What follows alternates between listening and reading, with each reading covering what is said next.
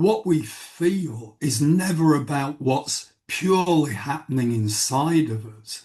It's about that, but it's about how we relate to the world around us, the people, the things, and the events in that world.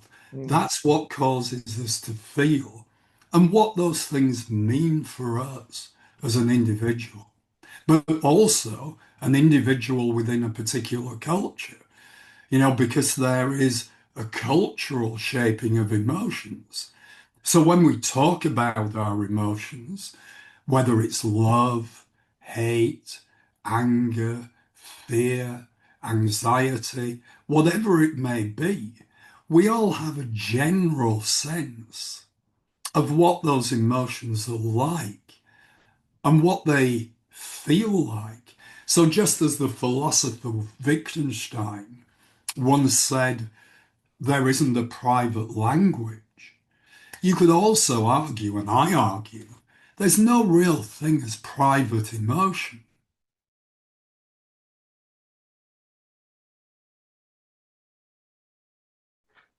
Hello, hello, hello, and welcome to Right. another episode of the Jeoffrey Sarpong podcast. My guest today is Professor Ian Burkitt, Emeritus of Professor of Sociology at the University of Bradford. Professor Ian has spent over 30 years developing a relational theory of emotions, the argument that what we feel is never purely internal or biological, but is always connected to the social conditions and relations and the structures that we live inside.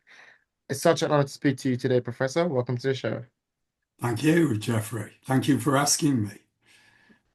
So let's start from the beginning. Before we get into emotions and we get into exactly what your theory of relational emotions means, what first got you interested in studying emotions? How did a sociologist end up studying emotions? Well, I think for that reason that my background is in sociology, but I got interested in theories of identity. So I think what I was really interested in as a sociologist is why we do the things that we do. What motivates people to act in the way that they do. And it's interesting that I went to sociology rather than psychology because I was more interested in what people do in the world, in the actual world, in their societies, the difference they can make to things. So I got interested in identity, but the thing and why people do the things that they do. But the other thing that interests me was sociologists rarely talked about emotions because emotions are seen as our most personal thing. They're seen about us and about our interior. And in the early 80s, a movement started up called the Sociology of Emotions. And I got interested in that. It was a fringe aspect of sociology. It wasn't a broad thing that concerned all sociologists. A lot of sociologists still felt that our personal lives shouldn't concern sociology, but I did. So I got interested in ideas of identity, activity, and emotion. You mentioned the early 80s when you started getting interested in these kind of topics. Who or what shaped your thinking early on? Well, there was a lecturer at university at Bradford called Bob Ashcroft, where I was, excuse me, doing my degree. And he talked about what affects what we do. Is it society that makes people do what they do, or is it individual personal motivations? And I thought to myself, well, that's really a key question. And it's something that I've devoted my life to ever since.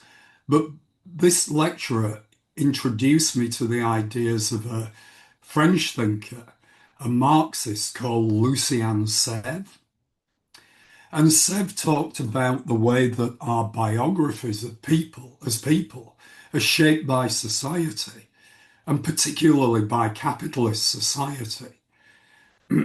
So, for example, if we think about our biographies, we think about childhood, family life, carers, school, working life, then perhaps if we're lucky, some kind of retirement at the end of that. But what Seth pointed out is that's something relatively new, and it's totally shaped by capitalism. Our life course is shaped by the fact we spend 18, maybe 21 years if we go to university in education.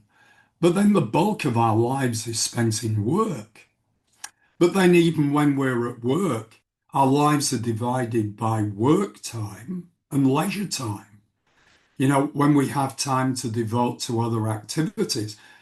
So the whole shape of our lives is informed by the capitalist economy. And how we develop is very much shaped by that, the capacities we learn, the things we do, the way our activities are managed and governed. Mm. So that kind of set me thinking about personal life, as you said in the introduction, in the context of social and economic structures. Thank you for that. That was very enlightening and insightful, actually. So I want to get into the capitalist social relations a little bit later on when we talk about alienation and how it kind of affects our modern life. But before we do that, I want to take a step back and talk about some of Yeah. your earlier books and how they influenced this thinking. So one of your earlier books called Social Selves, you kind of talked about how human beings take on identities through economic and, productive and communicative activity. First, why did you choose to focus on that topic for that book? Well, the influence of this tutor, Bob Ashcroft, on my thinking, and then the influence of the work of people like Lucy and Sev and Lev Vygotsky. But also, I decided to do this as a topic for my PhD, which was really the basis for my first book, Social Selves. And I started my PhD in 1985. But at that time, here in Britain, Margaret Thatcher was Prime Minister. And when she became Prime Minister, she made a statement saying, there's no such thing as society. It's a famous statement of Thatcher's. She said, there's no such thing as society. There are just individuals and families. Well, my thinking and Seb's thinking, based on Marx, said exactly the opposite thing. That our whole lives are embedded and shaped by society. And I wanted to write a book talking about how that worked. And I wanted to make a statement against this ideological and common sense view in capitalist societies that we're all just individuals, that we're locked in our own individual world. And that what happens in our family lives or in our own minds is really what shapes us, and nothing else beyond that counts. And I wanted to argue the opposite case. And was there a part of a part of emotions that wasn't included in that book that you ended up revisiting later on, or was there seeds of that relational emotions in that book still? There wasn't anything specifically about emotions in that book, except that one of the thinkers that influenced me very much was a psychologist, a Russian psychologist called Lev Vygotsky, who was working around the time of the Russian Revolution. And so his work was really conducted in Russia in the 1920s. He wanted to create a psychology for a socialist society. And he looked at the way that language influenced child development. So, what Vygotsky said is that when we learn to speak, we really learn to think. Because when you think about what human thinking is, it's really a private conversation we're holding silently with ourselves, in our own heads, if you want to put it that way. So Vygotsky really influenced a lot of what I was writing in this book. But then Vygotsky said, what lies behind every thought is emotion, some feeling. And I thought, well, if our thinking is shaped by language and by the cultures in which we live, maybe our emotion is shaped that way too. And that sort of planted the seed in my head that then led on to me doing work on emotions later on in my career. I think a large part of the reason I reached out to you was because of that kind of perspective you just laid out. I think in my generation, especially, there's a battle being fought for how to view our emotions or how to view ourselves in relation to society. Is it whether are we a part of society or are we just, kind of on the outshoot of it? We're just looking into society. And I think especially at a young age, how you land on that idea will really kind of dictate your how you approach your relationships around you and how you can relate to the world. So I think what I would try to do in this episode is try to break down some of these concepts that you've kind of studied and Mm, you've taken on for your career and see how people can relate or how my audience can yes. relate to their own experience. Um, so in kind of like talking about that, can you try to explain to me your idea of relational emotions? What do you mean by relational emotions? Yeah. So what I mean by that is that when we have an emotion, we often think that it's something that occurs in our bodies and our minds. It's connected to a sensation or to a thought. So it's connected to a feeling. And of course it is. Or modern neuroscience will say, well, it's things going on in our brains. It's a certain part of our brain. If we look at people under MRI scans and, you know, we stimulate an emotion, a certain part of their brain, lights up on the MRI scan, and neuroscientists will say, well, there's the emotion. But what they often leave out is that that has to be stimulated. They're showing people pictures or, they're presenting people with scenarios. And in our lives, it's those things that stimulate emotions. So, for example, if I'm watching a TV debate, about politics, and it's an issue that really concerns me, and I start getting angry about what's being said, or I start feeling optimistic, that's about what those people are saying about an issue that I care about. It's how I relate to something in the world. Or if we're waiting for a friend in a bar and they turn up late and we're getting really frustrated, we think, well, I really like this person, but I wish they wouldn't always be so late. So what we think and feel, our emotions, are often related to events, people, things happening outside ourselves in the world around us that we relate to from our own perspective. So even simple things like you get up to go to work, it's a cold winter morning, you get in your car, the car won't start, you start getting angry, I'm going to be late for work, please, please start. So you start relating to the car as if it's a person almost. So, what we feel is never about what's purely happening inside of us. It's about that, but it's about how we relate to the world around us, the people, the things, and the events in that world.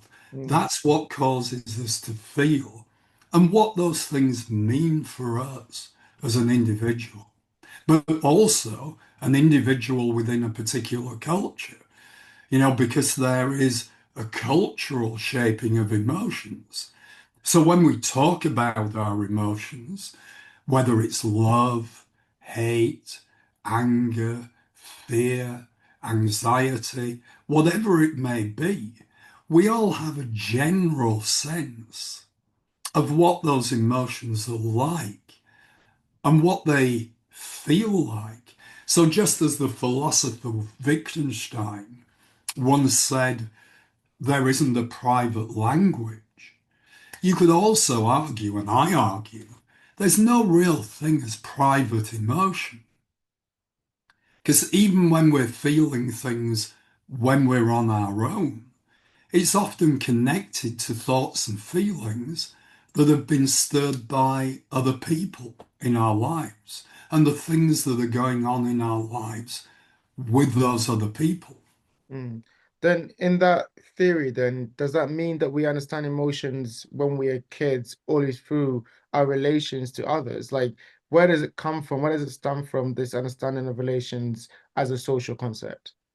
Well, our whole idea of emotions is shaped in our relations to others from when we're kids onwards. So for example, children throwing a tantrum, parents will often try to find out, what that's about. Or they may not. They may tell us, that's bad. It's bad to be angry. It's bad to behave in this way or that way. But this is how we learn what anger is. So, for example, there's an American psychoanalyst who's done a lot of research about, I can't, oh gosh, I've just had a moment where I can't remember his name now, but he's done a lot of microanalysis of the relationships between infants and parents. And he's talked about children having an emotion or maybe a hunger storm or a heat storm. You know, babies are overheated, they're hungry, so they start to cry. But adults will start to interpret this. Well, what is this about? What's the matter? What's wrong with you? And even before a child can speak, adults will be interpreting their behavior in those frameworks. So children grow up in that way to learn what emotions are. What is anger? What is love? What is neglect? What's fear?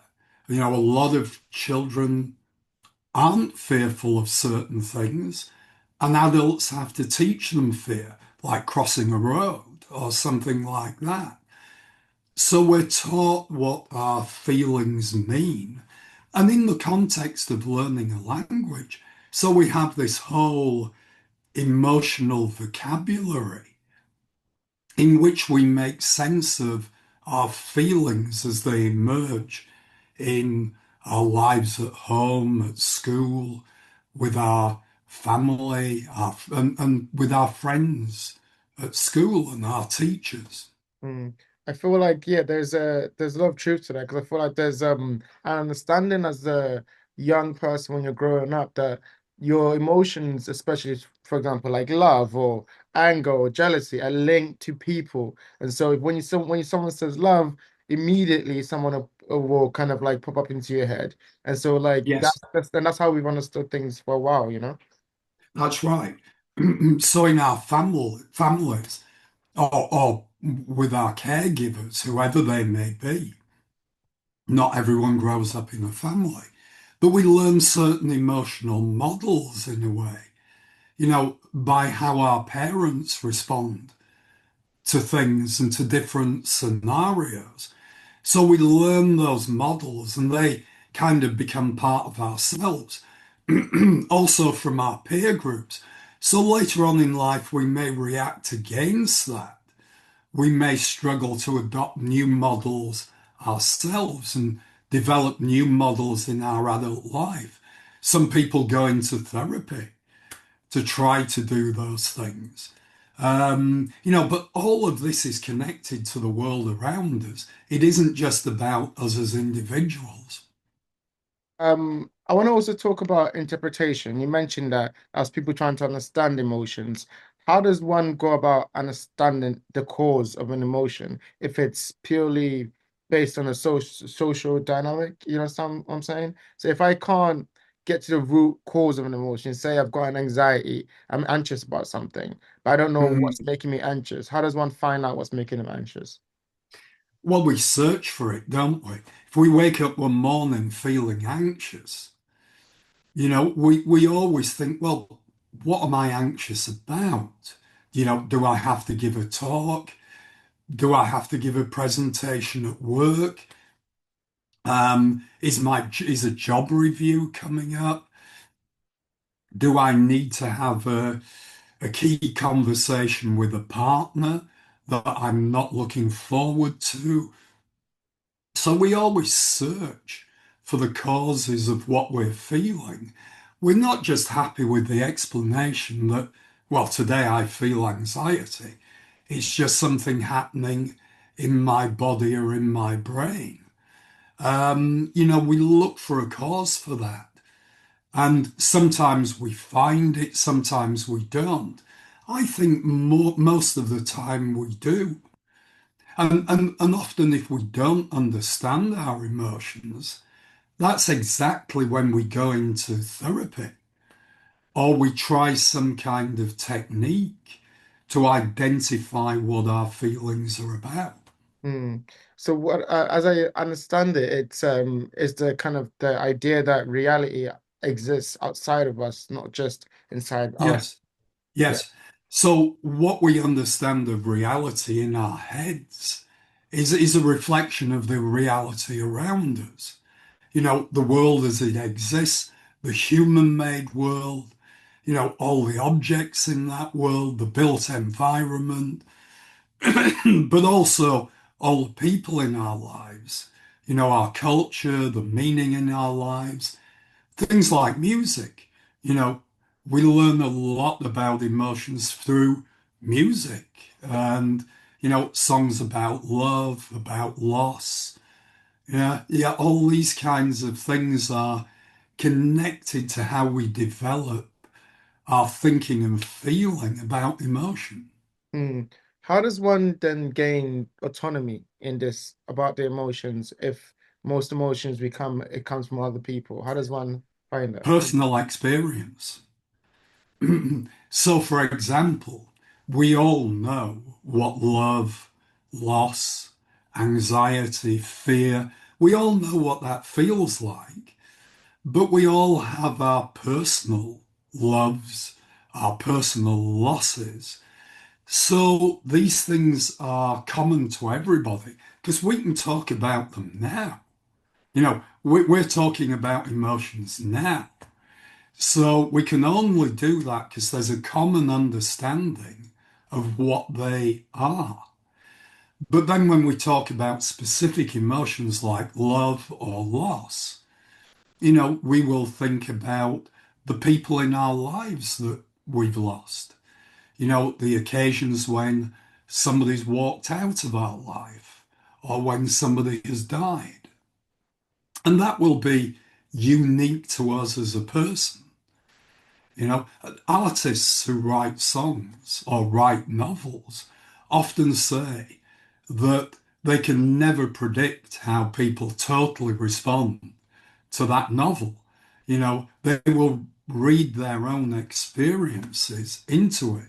So there's an overall common understanding, but then within that, there's always room for personal experience. Mm, So we're never completely determined by the society around us. We're related to it, but we're not determined by it. mm. I want to now take a slight kind of like a pivot towards understanding kind of the capitalist how a relation affects this idea, right? So you mentioned Lucian Sev before and his idea of how kind of like our existence in this is affected by the capitalist society that we live in. I think there's also an idea about alienation and how it does what it does to our sense of control. What drew you to thinking about emotions through a capitalist and an annihilation perspective? Well, recently, with a lot of the political turmoil going on in the world, and what's happening with the rise of the far right, and what's happened since deindustrialization, When people feel that they've lost well-paid jobs and, you know, a lot of investment has gone abroad and people feel that they've lost control of their lives. So if you look at, for example, the Brexit debate in Britain, leading up to the referendum on the EU, whether we stay in or leave the EU, the Brexit campaign was based around this idea of taking back control. Now, that hasn't worked because that was misplaced. But what it tapped into was a feeling that people have lost control of their lives. And if you read the works of Marx, that's what alienation is about. So, what Marx says is that as humans collectively, we produce the world around us. But under capitalism, because we don't own the things we produce and we don't control the conditions under which we work, so much of our lives are outside of our control. And that is precisely the sense of alienation. So the rise of the far right, the fact that people are blaming this loss of control on the EU or on migrants or something like this, I kind of tried to bring the debate back to alienation and talk about what this sense of loss of control makes us feel. The sort of anger, the fear, the anxiety, and the loneliness. Because alienation is something that separates us not just from the world around us, feeling we lack control of the world in which we live, but it separates us from the other people that we should be working with and cooperating with. And again, the far right is sowing social division. It's trying to divide us when really we should be uniting to solve the issue of alienation. Mm, mm. So this is where the interest in alienation comes in and how I'm trying to link it to emotions.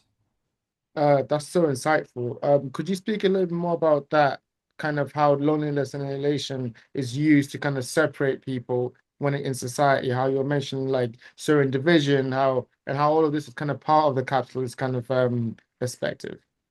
Mm. So, for example, if you think of something like social media and the internet as a whole promise to unite people like never before. When the internet was first created and social media came along, probably back in the early 2000s, people thought, well, this will remove barriers between people, class barriers, national barriers. People will be able to communicate. And social media operated to offer us that possibility. But because social media became owned by capitalists who use algorithms to keep people on their sites so they can mine people for data, sell them advertising, you know, people have found that as people get angry, they stay online longer. So the algorithms are set to make people angry. So people get angry, it foments social division and discontent. People end up feeling isolated, lonely, angry, and frustrated. So, you know, because we don't control this technology, billionaires, now mainly American billionaires, control this technology and set the algorithms that dictate a lot of our behavior and our feelings. We have lost control of it. It's dividing us, it's separating us, and it's making us feel isolated and lonely. Whereas if we controlled it, and it was used for social purposes, it could really unite us and Mm. bring us together. And yet it's having the opposite effect. So alienation is deeply affecting everything that's happening in the world at the moment. That's such a brilliant point. That is such a brilliant point, and I completely agree. I think that's what we've seen in that's what we've seen kind of in my kind of generation too, because as we've been exposed to all of these kind of different systems, we're realizing the systems aren't built for us. You know, one of the biggest systems of that is society is social media. We see that social media, it was built to us as something to connect people, and we kind of use that when we're kids to connect, but it's now kind of, you know, bringing new addictions and, you know, having all these people are addicted to their phones or they're anxious or they feel like alienation, kind of coming back to what you're talking about, and That's we right. have the vocabulary for it. Yeah. And an American sociologist called Marcy Cottingham has just developed an idea of what she calls neo-emotions. And I've just written an article trying to link this to alienation. So, what she calls neo-emotions are new emotions that are not part of our established emotional vocabulary. And an example would be doom scrolling, on the internet. So we all know what the word doom means, a sense of foreboding or oppression, that we look forward and we see nothing but, bad things about to happen to us.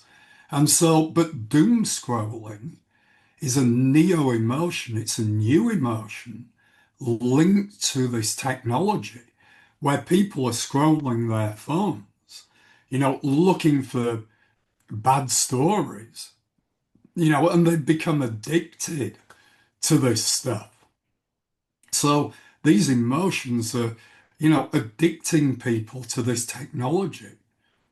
Mm. And again, that's an example of alienation. It's becomes something that people are addicted to. It gets out of their control because they don't control the technology. Yeah, and I think I want to stick to this kind of understanding of new emotions too. You've also coined another term, zozobra. Can you talk to me about the origins of that term and also what it signifies about our current society, I guess? Yeah. So the terms are Zobra, and this links to how our emotions are cultural. So it comes from a Mexican poet and an academic called Emilio Uranga wrote a book about this Mexican poet who developed this idea of zozobra, which is where people's emotions swing wildly. So, say, for example, between optimism and pessimism. And, I took this idea of zozobra to link it to how we often feel in today's world. So, for example, with the rise of the far right, someone like me can often feel a huge amount of pessimism, that the world around us is turning bad and that my hopes for a better, more equal future are being dashed. But then you get something like a protest against the war in Gaza. Then suddenly you start feeling optimistic again. Well, people are going out and doing something. They're not just sat behind their screens getting angry. They're going out and expressing what they feel and opposing what's happening.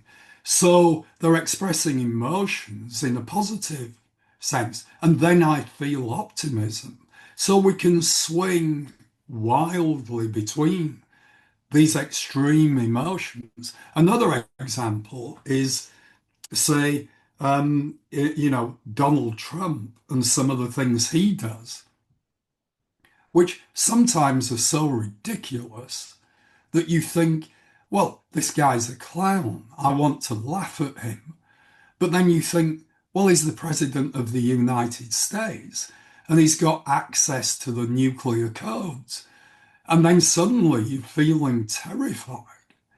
So you don't know whether to laugh or cry. And that's an example of zozobra. you have all these mixed emotions. And that's because we're living in such a crazy, crazy world.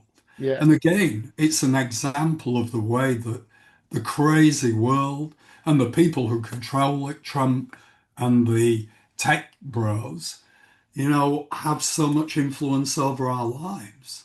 yeah, yeah. And this deeply affects our emotions. Yeah, and I think a lot of the kind of the struggles of my current generation has been that is this sense of feeling that we're going through this crazy time where nothing seems real, or all institutions don't seem like they're what they say they are. And I think one of the big reasons why I started this podcast was to try and make sense of it all, because I think a lot of us are going through the Zoba moment where we're trying to make sense of what is real, what actually works, how can we look at institutions, how we can look at our emotions in society.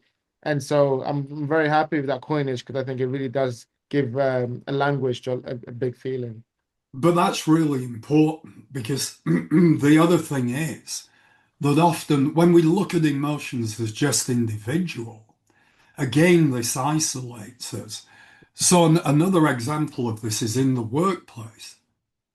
So if people at work are stressed, say, you're in an environment where half the workforce have just been made redundant and you're now expected to do all the work. So your workload doubles and you are stressed out of your mind. The answer often is, well, you need to do some form of stress management. You know, you need to learn how to cope with stress. So the key thing is people are made to feel that what they feel is their fault. If you're feeling something negative like stress, this is the fact that you're not dealing with these things correctly. You're not dealing with them properly yourself. And very few people say, well, what we've got to do is change the workplace. So instead, you're sent on a stress management course. And that's really not often what we should be doing. We should be looking at changing the workplace. Yeah, yeah. I think speaking on actually what are some solutions we can actually have when we're feeling some of these emotions. So let's take, for example, doom scrolling. If someone catches Yeah. themselves doom scrolling, how did they find a solution to that? Well, there's an interesting book by Naomi Klein called Doppelganger. Um, it's an unusual title, but the book itself is really about the culture wars and how the culture wars are fought online. And her conclusion to this is we need to get out from behind our keyboards and we need to start organizing again. So for example, if you're in a workplace where you're really stressed because of overwork, you know, maybe people need to start forming trade unions again to have more say in their workplace because, that's where you find the collective voice. And that's one of the ways in which you can get a bit more power, you know. And again, people then are not as isolated. So there's nothing wrong with stress management, but that's not the answer in itself. It's the workplace. And again, the world we live in, the crazy world we live in, we've got to sort that out. So, for example, people often talk about the explosion of mental health problems, and people talk about, well, is there overdiagnosis of mental health problems? And, is it a new generation of snowflakes who just can't cope with things like stress and things like this anymore? Well, no.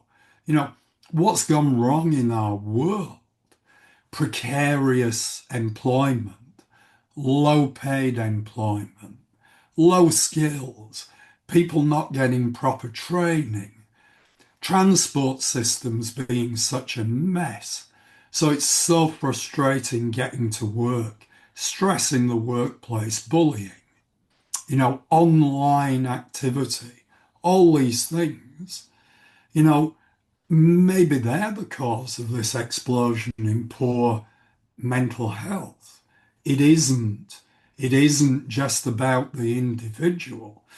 And that's one of the reasons I've wanted to develop this sort of social approach to identity and emotions, to put our emotions back into that context and to say a lot of the answers are about sorting problems out in our society, our workplaces, our communities, and so on, not just in our own individual lives. That's important, but it doesn't just end there. Mm. I think also one of the ways that we are told, especially our generation, you mentioned the snowflake kind of like idea. One of the ways we're told to deal with these emotions are to use online tools and to listen to self-help books or like self-help podcasts and all these ideas that kind of limit how, we talked about how this is a social problem, but a limit to make an individual problem. And like a lot of them are told to do breath work or therapy or like mindfulness Yes. and stuff like that. I know that you've got some critique about that. Could you kind of expand on what you see these as being limited in a way? Yeah. So I've no problem with breath work and things like that. So I also do yoga. So I've no problem with breath work. I've no problem with alternative techniques to help us with stress or emotion or whatever it is. But like I say, they only go so far. They don't solve our political problems. They don't solve our economic problems. They don't solve, even our personal problems. If we have problems in our families or relationships, they don't necessarily, they may help us sort those things out. They may help us come to terms with what's going on, give us the courage to talk to people and try to change things. But then they've got to motivate us to do something. It isn't just about us changing the way we feel. If we change the world around us, we'll change the way we feel. It's not just about changing our feelings to cope with the world. If we live in a crazy world, we've to change the crazy world. We can't just do it by, you know, changing the way we think and feel. So I've no problem with those things. I've no problem with self-help. A lot of it is good common sense wisdom, but it only takes us. The problem I have with it, it stops at the self. That is the problem. It doesn't go beyond that to all the things that shape us as selves and our feelings and emotions. Yeah, yeah, I completely agree. I think a lot of the dialogue that we receive is to sort yourself out first and this kind of like individualistic perspective of like solving the world issues and think in that kind of dynamic, it becomes very difficult to have social change. Like you were saying, to get together and do protests or to have unions because everyone's kind of trying to deal with the problem by themselves. I think Yes. Yeah, and this is a technique that is used. This is why Amazon and other firms today, they're just one example. But most firms now don't allow trade unions. They try to stop them from forming and say, well, we want individual workers to come to us. Well, of course, it's a technique to separate people and to disempower people. And again, alienation is about the loss of power.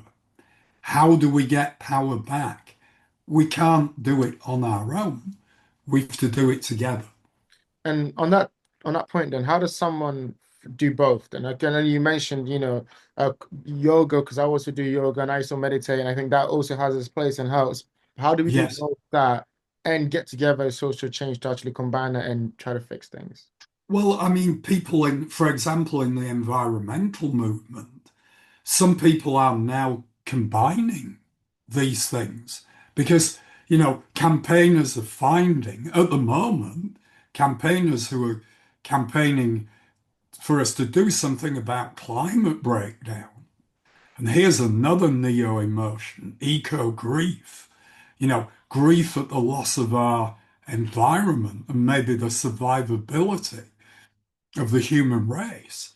You know, they're combining these things because they're finding that people who are going out campaigning and meeting resistance, authorities are trying to stop environmental protests. Some people regard it as a nuisance. People feel, oh, we're not making any gains here. People are ignoring us. So they're finding that people are suffering from campaigning fatigue. And so they're combining self-help techniques, yoga, with political action. And, that is a real way forward for people. And it shows how these two things have to be combined. We can't separate the individual and the social. So social movements should also be concerned about the mental and emotional well-being of the people who form those movements. Yeah, I mean, as society should be concerned about the mental and emotional well-beings of its citizens, Exactly. right? Um, Exactly. Uh, Yeah. just just to bring this to a close, I do want to talk a little bit to my audience, so like give some advice to them. We've kind of diagnosed the problem, but we want to give some solutions and some practical ways that they can actually do this. We've talked about the need to reconnect with others before we reconnect with ourselves, as in like the social aspect is just as important as the personal. How does someone do that in practice? What are some of the ways that someone can reconnect with someone when it comes to like understanding more of themselves in an emotional perspective? Well, I suppose that connection to people, getting involved in things again, whether it's political movements, community groups, whatever it may be. Because we learn, not just as children, we learn about our emotions in relation to others all the time, you know, and that's what constitutes our experience, our life experience. So, learning how to deal with our emotions is connected to the way we live our lives. And we learn how to live our lives through experience. And we learn how to live our lives through experience with other people. You know, talking to people about our feelings, our emotions, things going on in the world, realize it connecting with other people who share the same concerns. So we realize that we're not alone. And solving our problems isn't just about breath work or going to see our GPs and taking medication. It's about doing things. If you need to do that, you have to. But it's also about connecting with others and experiencing and growing and learning through experience in our shared social and cultural world. And given everything we've talked about today, from the instability of society, the loss of control in the nation, and the emotions the social media and technology are giving us that we didn't have a name for, do you feel hopeful about the future? And if so, what gives you hope about the future? Yes, I do feel hopeful about the future. What gives me hope about the future is seeing younger generations doing things again. I mentioned the recent anti-war demonstrations and things like that. And everything about our lives isn't bad. The internet isn't a bad thing. Look at your podcast, what you're doing. There are lots of other people like you around. There are lots of people trying to encourage people to do positive things through the internet. So, we talked today, in a way, we've been guilty of a similar thing. We tended to talk about negative experiences like alienation. But what Marx pointed out is that human beings then, when they experience alienation, they're then always motivated to try to overcome this.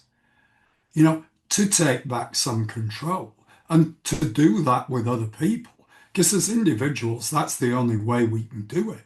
Unless you have a position of real power, the only way we can do it is in connection with others. And when I see people doing that, that's something that gives me optimism. Young people, when I was a university lecturer, I'm sorry about keeping losing my voice. I've now lost the art of speaking for long periods of time. Now I'm a retired lecturer. But, seeing younger generations coming along, learning, gaining confidence and going out into the world. My work at university used to give me optimism. And there's lots of young people doing that. I think your work, even now, the studies you've done and how you communicate, and again, like I said, thank you so much for your time today because it's really helpful to have a framework. Like I was saying about when you're describing an nation or even the zebra, that is a lot of the things we've been feeling. But when you don't have a language for what you're feeling, it just you don't know how to solve it. You can't state it and you can't understand it. So I think the Exactly. first thing is And understanding. that's what this term emotional vocabularies is all about. It's about giving us a vocabulary, not just to express our emotions, but to shape them and to understand them. Yeah, and I completely agree. And I think I always say to my friends, there's a responsibility because we do want a better world, but it also means that we have to have action, and that only comes from social change. And so I think the understanding that our emotions are also part of the social isn't, it doesn't separate us, doesn't keep us alone, is super important. Final question I have for you. You might have answered this already before, but I would like you to kind of speak specifically. So given, what we've talked about, and you're talking about hopeful in a way. What message would you have for someone in my position, in my generation, about what we can do to kind of connect with others, but also to make change towards a better world? Work positively in your workplace, with colleagues, through unions, engage with the world. With my generation, I did it through things like the peace movement, started out with the Anti-Nazi League and Rock Against Racism. And I think, for my generation, in 1979, when the National Front, as they were then, were on the rise, the far right, you know, the movement started up Rock Against Racism. And it tried to connect people and mobilize young people against fascism through rock music. And that really connected to people like me who were into music. So use whatever you can that's sort of currency and that people enjoy. Because the other thing is, if it's too serious, that will turn a lot of people off. So find things that people find fun that they can do together, like around music, dancing, theatre, whatever it may be, because culture has such a massive impact. So find those things that are important to people, use those to connect and make positive change. Well, thank you so much for your time today, Professor Ian. It's been really, Thank you, Jeffrey. thank you. And guys, until next time, peace.